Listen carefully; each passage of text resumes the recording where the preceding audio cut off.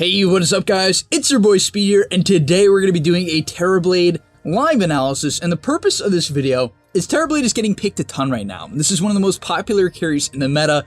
It takes advantage of the popular Manta style. It takes advantage of the potentially popular Sanjin Yasha, most importantly Dragonlance. I think Hurricane Pike is in a great spot, Scotty's in a good spot.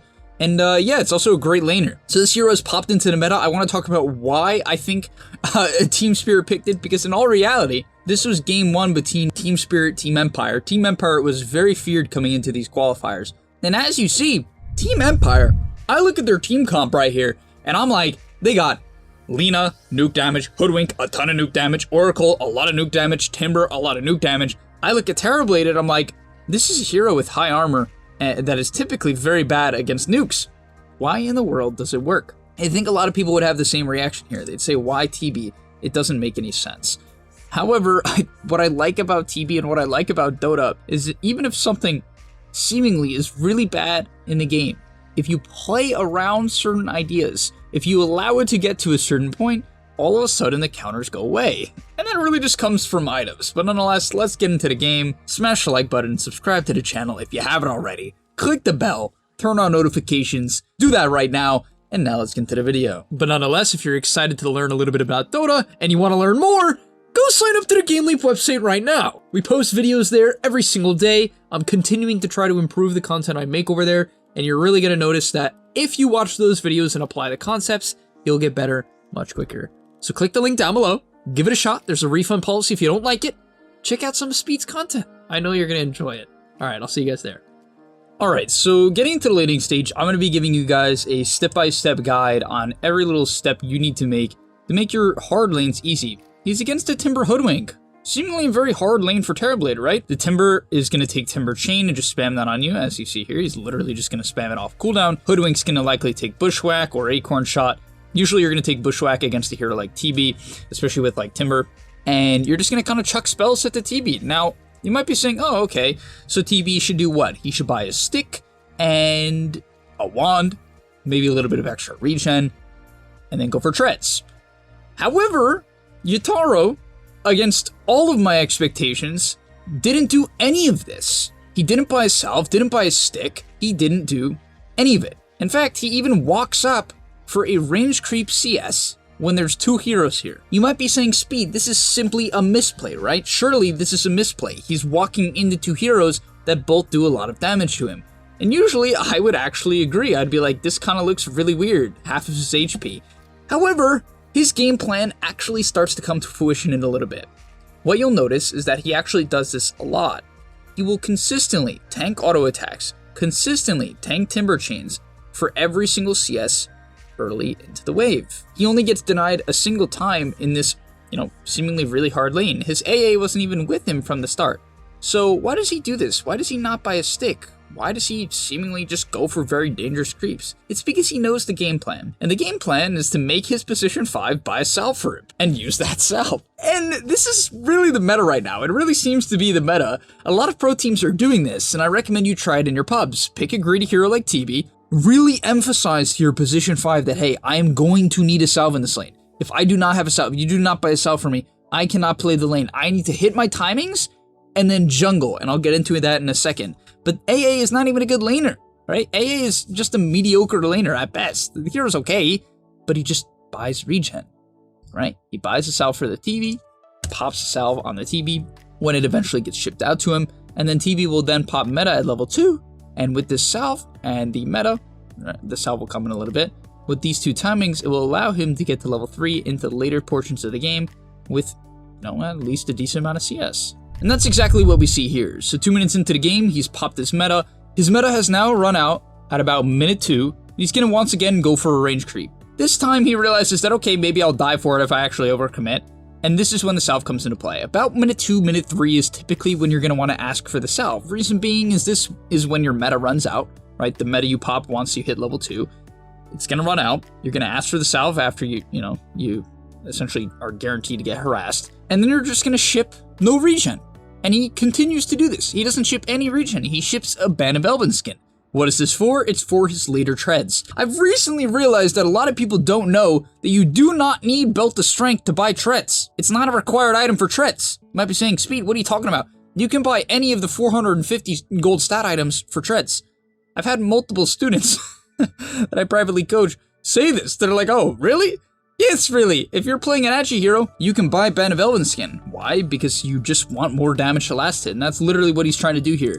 He's not trying to run away, he's not trying to run in, he's just trying to last it. So he buys the Band of Elven skin, gets himself a little bit of extra damage, right? Probably about 8 when you combine it with the damage of the illusion, and he's back off to CSing. At about minute 3, you're going to be looking to have around 15 to 16 CS. If you're crushing in terms of CS, at minute 5, you want to have around 30, 25 to 30. And yeah, you just want to rush treads, because treads are the best jungling item in the game. They are the best, and it's not even close, the jungling item in the game for Terrorblade. It just gives you the most agi by far, and attack speed per gold. Wraith bands are close, but obviously they clog up a ton of slots. So when you consider that fact, it's not even close. And as you'll see here, he hits level 4. After this wave, when the Timbersaw reaches level 4 and then will take his point in Q, things will start to get really hard for Terrorblade, right? This matchup is not favored. So what do you do as Terrorblade in this matchup? You jungle. And that is why everything that he's done up until this point makes sense. He didn't buy a wand, not because wand is bad in this lane, right? It is a good wand lane, but rather because he needs to jungle as soon as humanly possible. And you see that here. He starts to get pressured. Things are getting a little bit awkward. I'm even a little bit surprised Empire didn't try to dive here. I feel like they definitely could have tried. It feels like, you know, especially with the TV having no stick and no regen, they could have won for it, at least try to put some pressures. I was a little bit surprised. Maybe I'm missing something, but once he hits level 5, he's going to head off into the jungle as they get a kill into the Hoodwink. He's going to head off into the jungle after he pushes out this wave, which is just him knowing the Timber timing. He knows that Timber isn't strong enough yet. And yeah, it's just perfect gameplay. Hopefully you guys can see like why this all adds up, why every single play that he made adds up to this point. On top of that, his CS is beyond good. It is so impressive. 37 at minute 6. He has missed almost none, you know, in a hard lane, which just goes to show why this guy's a pro. And then yeah, you're playing on Dire. It's even easier to jungle, and you just shred through the camps. It's super straightforward. You ship out a couple clarities, and you just go back and forth from camp to camp. Unfortunately, it's a pro game, so he's going to get run at in the jungle. When you get run at in your main jungle, that's when you make the natural progression out to your triangle. And you should do the same thing in your pubs. Farm your normal triangle. It is much more efficient than the Ancients or the Tri-Camp, because without meta, and for a lot of heroes, you can't even farm the Ancients this early into the game. And even if you can, it's going to take you ages and way too many resources. So the only reason why he goes into the triangle this early, where it's kind of inconvenient, it really is a little bit inconvenient here, you see even the stack camp is slightly hard for him to kill, is because he literally just couldn't farm the other portions of the map. Then, as you hit level 7, you're just going to look to pop your meta, basically off cooldown when you're jungling as Terrorblade. Essentially, when you get your 3rd round of meta, or 2nd, depending on how many times you popped it in the lane, you're just going to look to use it on Ancients. Unfortunately, he gets ganked. As I said, this is not some great early game TV game. His job this game is to solely split push. Talking about the idea of him solely split pushing, he's going Manta first. Now, another thing about items, because his items, they're really like, I'm going to call them like foresight items. He's constantly looking into the future to know what item he should build. Because you might be saying, once again, Speed, this looks like a Sanjin Yasha game. The enemy team has a bunch of stuns and burst damage. That's typically when you buy Sanjin Yasha, right? And I would agree. And in fact, if I was playing this game, I might have bought Sanjin Yasha. But what I think his perspective is here is that he believes that this game is going to go late, at least going to go semi-late, and he has to split push. In fact, I even believe that he probably thinks that even with Sanjin Yasha, he'll still get bursted down, which I think is actually very likely against Timber, against Lina, against Hoodwink. Even with Sanjin Yasha, I literally think he still can get practically one shot. And so he goes for the Manta this game, which was definitely a surprise to me. As I was looking at the items before doing this replay analysis, I'm like, Manta? As I looked at the heroes, I'm like, Manta? But yeah, I really think he's just like, look at my teammates. I have an Axe, a Mirana, a Tiny, and an AA. A bunch of heroes that are just going to run around and create space, right? Assuming Axe obviously goes Blink Vanguard, which is what he's doing. Axe understands his role in this game. It is not to farm. It is to create space. You know, even though he has ADCS at minute 10, which you know, you should farm the early game as Axe, but not late game, not mid-late game, right? But definitely in the early game. A lot of people get that wrong. They're like, yeah, I'm playing Axe. I have 40 CS because I have a Terrorblade this game. It's like, no, bro, it's because you're inefficient. There's a big difference. You can farm in the early game. You're not going to take away space, but, you know, once you get to the mid game, that's where things change. But yeah, rushes up the Yasha, has literally 0 stat items, which is kind of shocking to see, but it is definitely the most efficient in terms of flash farming. That's exactly what he does. Next up, I'd like to spend a little bit of time talking about his map movements in terms of farming rotations. I think a lot of people grief themselves when it comes to this. So here, he was farming triangle because he was afraid of a top rotation. If I was to go back a little bit, you'll notice that the map was a little bit darker and he had no idea if he was going to get smoke ganked. Therefore, he shifted to the triangle because he obviously wants to avoid that. Then, you'll see his team is going to invade the bottom area of the map.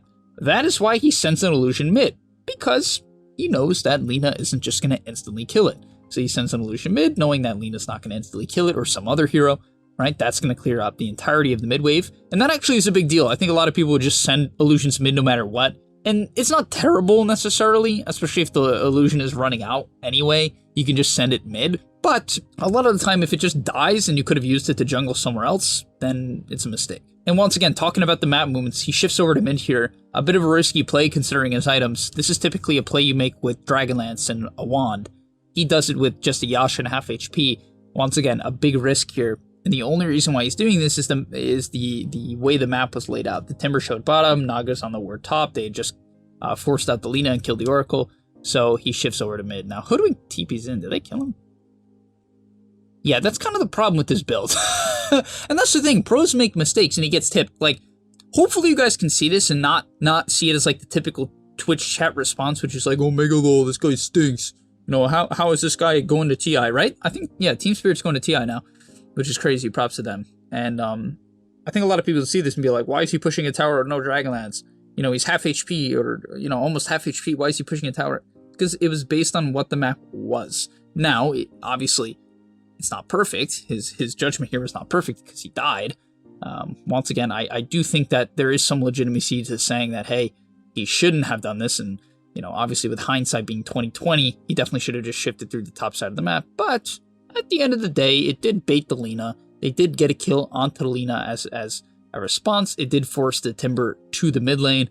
And what does that do as well? It opens up the map for his Axe. So, like, the crazy thing about Dota is every single play that you make, even if you end up dying, could actually have a lot of positive effects, which is so awesome. All right, moving ahead towards the 30-minute mark here. The game's about even. It's 16-16 with this slight network lead. However, Team Spirit just got a huge line of pickoffs based off a deep ward that allowed them to get a pickoff. The first thing I want to do is do a quick talk about the items. He bought Dragonlance after Manta. I just want to say I think this item is a must on TB. There are games where people don't buy it. I just find it very meh, especially if they have a ton of nukes. Now, if the enemy team literally cannot kill you, you can all in on damage. You can just go like Sanjin Yasha straight into Butterfly or Sanjin Yasha into Scotty, something like that. But I think especially in the games where they have these nukes, this Timber, this Lina, this Hoodwink, it is really good to buy the Dragonlance so you do not have to get too close. The second thing is he goes Daedalus over BKB. Reason being is I think sometimes people get too caught up in defensive items. It's funny, it goes both ways. Like, there's a really fine balance between too much defense and not enough offense. This game he has plenty of frontliners, and so really, I don't think he needs BKB until like 5th item, which is what he goes. And the reason why I say that is with all these frontliners, he doesn't have to make the jump. There are games where you're playing TB and your teammates are like Lina, Skywrath, CM, and a Viper, and then you have to look at that and say, yeah, okay, I kind of need the front line. And in those games, I think it's particularly important that you have a Sanjin Yasha, that you have a Satanic and a Scotty and a BKB, like these type items, just to make sure that you can do your job, right? That you can make sure your teammates get off their spells and you can sort of frontline, even sending in your illusions for vision. But this game, that's not it. And you can see here, with this Daedalus, he's actually going to be able to pump out a reasonable amount of damage. Now, in this fight here, he does not have meta, so he does have to walk in, but that's fine. That's why you buy Scotty. I really think playing this hero without Scotty, which people try, is rough, because if you're melee form, no meta, it's pretty bad. The game can get pretty bad. But nonetheless, walks in, beautiful call onto 2 here, basically immediately forces out a song from the Naga. They do end up getting out just barely, But yeah, that's how you want to play the fights. You just want to allow your teammates to go in. Next up, we're going to see a bit of a disaster team fight from Yataro here. Definitely a little bit of a mistake. First things to note, he actually prioritizes the Dragonlance over the BKB, which I actually agree with, even though it's half the cost. The thing is, like, you don't really, like, especially when you have Aegis, they don't want to go on you. To be fair, they can go on you if you pop meta, which he will, and you'll see in a second this is actually a really bad fight for them. But on average, I actually do agree with this, just because it allows you to pump out the damage. It prevents people from getting out of your range and kiting you, and that's like the biggest weakness of TB, right? He gets kited quite easily in a lot of circumstances, which is why your team needs to have stuns if you're going to pick this hero. Getting back to the point, though, in this fight, he makes a bit of a risky play. He does the ever so popular, literally, I swear to gosh, this play has become, it's almost become like the meta, even though I don't even necessarily think it's always good. It's almost become the meta to pop Sunder on teammates when they're dying. Now, when Arteezy did that originally, he had a Satanic and healed himself. The problem with this clip here is he actually does this, then he proceeds to pop illusions, pop metas with 800 HP and no BKB, and get Laguna Bladed, and now he has no meta, no Aegis, and no Sunder, so that was quite the disaster. On top of that, he didn't even max out Sunder. He skipped the point for stats, which is quite fascinating. He completely skipped the reflection and the last point in Sunder for stats, which I can kind of get behind because you're probably not getting 2 Sunders off in a fight, even with the 40-second cooldown, but yeah, very, very tough. So be careful, guys. All I'm saying is be careful. People kind of like mix up one good play. They're like, oh, I saw Arteezy do this Sunder play. And then they forget the components. They forget the fact that he had a Satanic and he wasn't going to get gone on by Alina, right? There's reasons why you can make plays. In that circumstance, right, he had a Satanic, he wasn't the one getting focused down, and so the play made sense. In this case, it was a big misplay from Yataro because he was potentially the one who was going to get gone on, right? The Lina was in position to burst him down. The enemy team had still a ton of burst damage, and they weren't going on his teammates. Well, sort of. Some of them weren't going on his teammates. And so it ends up being a bit of a throw. Last but not least, please, guys, please, please, please, if you get an Illusion Escape on Terrorblade, you have to take it. For a lot of you might be saying, of course, speed. But I swear, I had a TB in my game, didn't do it, didn't instantly take the item. You have to instantly take, it is the best item by a long shot. Now, there are circumstances where you have a Sanjinyasha, Satanic, and you kind of want the Paladin Sword, right? You want the lifesteal item, and I get that. But this item's busted. It's just straight up busted. It gives you an illusion with 100% uptime that does 50% damage, which is a nutty amount of damage, and only takes 200% damage. It's literally... It takes only 200% more, and it gives you 14 agility and 14 strength, which is perfect stats for Terrorblade. So you just can't get better than this. It just lets you shove waves without any fear of anything, and also it makes your illusions do more damage by 6%, which is actually quite a bit when you're hitting for like as much as he is. And now let's take a look at this fight. So he actually went for a blink. He replaced his Dragonlance with a blink. Getting into the late game, I definitely think this is something to consider.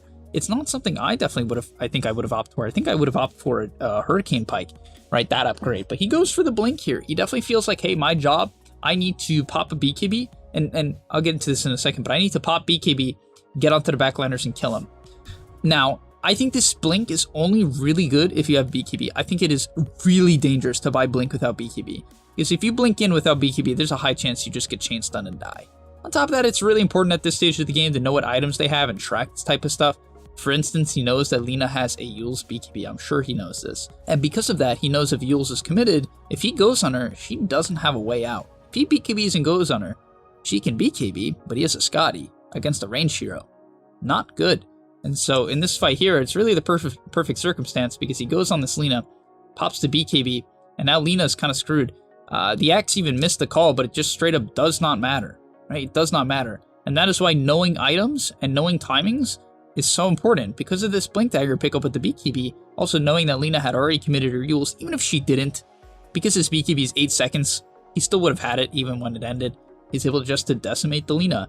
And yeah, it just ends up being an incredible fight because of his great positioning there. So great job also staying away from his team and kind of just allowing the Axe to soak up the original initiation. If he got gone on, the Lina could have used him, faked the stun, baited out the BKB, and kited out. And that would have been a huge disaster for Yataro.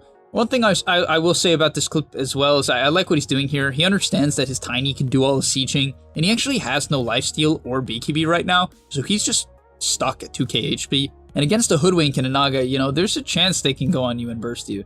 There really is always a chance, and so he had to be careful until this BKB comes back up. Oh my god, he Manta dodged Bushwhack. Kind of nutty. It's a good play. But yeah, he's able to eventually get the bottom side of the racks with his illusions, and now he's going to kite out. Always reset the map, guys. Remember, do not overcommit, don't stay in the base. Reset, reset, reset. And one last thing I'd like to note, whenever you take racks, I think it's really important to put an emphasis on shoving the lane in which you don't have racks. So for instance, this game, his team has taken mid and bottom, so I think it's particularly important to shove in top, because the other sides of the maps are naturally going to shove in themselves. So obviously, of course, if you're just mid, as you see here, still send an illusion down mid, that's a no-brainer, at least in my opinion, you know, like, you gotta just still continue to push in the other waves. They have a Naga, it's late game, she's gonna kill creeps, even if, you know, they don't have racks, but still. The most important lane to shove when you do take racks, especially if you take an early racks 20, 25 minutes into the game, is to shove in the lanes that aren't already, you know, weakened by the racks disadvantage, because those are the ones where the enemy team is probably going to prioritize shoving it out, because maybe they can actually get it out further enough where they can take a racks if they end up winning a fight. And now let's take a look at the last fight of the game. As we talked about earlier, it's all about knowing who you need to jump. He sees the Timber. Where does that mean the rest of the team is? Well, looking at this axis positioning, it basically guarantees that the enemy team is here, right? If they're not here, they're here. And so this is a great play by the Axe. Does he have Ninja Gear? Yeah, I was going to say, how is he making this play? So he's got the Ninja Gear. Also, he could have just been smoked, but Ninja Gear is so good on Axe in the late game. Just, you know, lets you get off those good calls and provide vision. As we can see, they go in. They do try to burst his Timber. Definitely a bit of a risky play, assuming the Oracle could be behind him, but I think Oracle is just so afraid of getting jumped here that he's not even in position for the Timber, and that's kind of what we see. He did try to blink in and actually save the Timber, so really nice play by Team Spirit to just kind of almost call the Timber's bluff, right? And it also is going to potentially force other people out of position. Now they do kite out here. They see the buyback, right? The Timber buyback, so they have to be a little bit afraid, but then a huge call from Collapse, you know, his Ninja Gear coming into play here. It forces out a very early Oracle ulti onto the Lina. And now all he has to really do is just pound this Lina, which, you know, okay, very funny. But yeah, he knows his target over and over again. He's going to continue to go on this Lina. This time he has the Satanic. He's got the Scotty, knows the Oracle ulti is down, catches Oracle afterwards. Perfect target priority, doesn't overcommit on them too early. What a lot of people would have done wrong in that fight is they would have said, oh, I see the Lina and I see the Oracle. I know where they are now. I'm going to immediately run at them. They wouldn't have waited for the Axe call, right? They would have gotten too rambunctious and potentially bursted down because he still had BKB, right? When he originally saw them. But when you do not kite out, right? Just to actually, I'm going to go back. So right here, they pick off this Timber, right? They kill him. Theoretically, it's like, oh, I have BKB. I'm just going to run at the hill because right here, he sees Lina. As I was talking about, Lina's the target, no? Huh? Lina's the target. Why not go on her? Because if you go on her and you try to BKB walk up to her, what's going to happen? Naga's going to click Song. He's going to kite the rest of your team while your BKB runs out, and it's GG. Alina's just going to walk away. She's probably going to get Oracle ultied in a convenient way as well, and it will be a disaster. So that's obviously not what happens here. They're able to completely kite out, which is huge, right? So they get this really nice kite here. On top of that, when you kite out, people get distracted. Human beings are humans. We're descendants of monkeys. We're literally monkeys, you know? And our brains falter, right? And I think that's really what happens to Lina here. He's like, okay, we just bought back. And when your team gets initiated on, usually you want to get something out of it. It's like a big thing in Dota. It's counter-initiating. You want to get something out of jumps. If they jumped and commit a bunch of spells, you want to get something out of that. That's not really what happens here. So Team Spirit's able to kite out, right? They know they don't have Blink on Tiny. They know they don't have combo on Tiny. They kite out. But because of this, the press kit is also like, they don't have Blink on Tiny. They don't have combo on Tiny. They even used a bunch of spells on TV. They probably threw an arrow and an AA blast as well. Oh wait, they did. So I'm going to run in. But the problem with this is you forget about the hero who hasn't showed. Hero who counters you hardest. Hero that doesn't care if you have a BKB, or any defensive item really for that matter. And that's Axe. That's exactly what happens. They go in, the huge Axe call. Now they have to pop this pretty horrendous ulti on the Oracle, right, to save Alina, who can't really pump out the damage in the way she wants to here. And that's exactly how it goes down. So yeah, that's why kiting out is so important. Resetting after your set of spells, because it baits and buys time for your initiators. It allows your initiators to find clumped up units, because when people chase you, they naturally clump up. They run through small areas, they run down staircases like they did in that case, and yeah. Thank you guys so much for watching. If you enjoyed, smash a like button and subscribe to the channel. And yeah, if you have any questions as well, leave them down in the comment section down below. I'll try to respond to a bunch of comments in this video. I hope to answer a bunch of your questions, and just, you know, if you have anything you want to ask about that's completely TB unrelated, that's fine as well. I'll see you guys in the next one, and I'm out. Peace. And that's all, but remember, before you leave, come on, before you tune out, subscribe to the GameLeap website, where we are going to help you get to the next rank. If you're stuck, click the link down below, and I'm out. Peace.